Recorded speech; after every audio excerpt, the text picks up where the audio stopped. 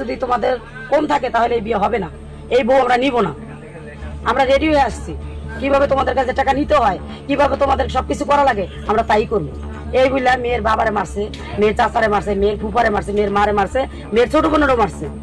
আমার ভাইয়ের কাছে 2 লাখ টাকা আর 2 ভরি স্বর্ণ চাইছে। আমার ভাই 11 আনা স্বর্ণ রেডি করতে পারছে, আর বাদ বাকি করতে পারেনি। এই জন্য তারা 2 লাখ টাকার ভিতরে চাইছে, তারা আমরা তা 50,000 টাকা রেডি করতে পারছি। মেয়ের বাপ তো অনেক অসহায়, সে দিন আনে দিন খায়, তার কিছু তো নাই। মারছে মেয়ের বড় ভাই, মেয়ের ছোট ভাই, ভাই বড় ভাই জালেরাও মারছে। ওরা আসছে, তারপর যৌতুকের টাকা চাইছিল, ওটা দিতে পারে নাই। তারপর আমার আপুরে মারছে, আমার আপু পায়ে পড়ছে, ওর উপর দিয়ে আমার আপুরে মারছে। তারপর আমার ছোট বোনের মারছে, আমার ফুফারে মারছে, আমার চাচার গায়ে হাত তুলছে।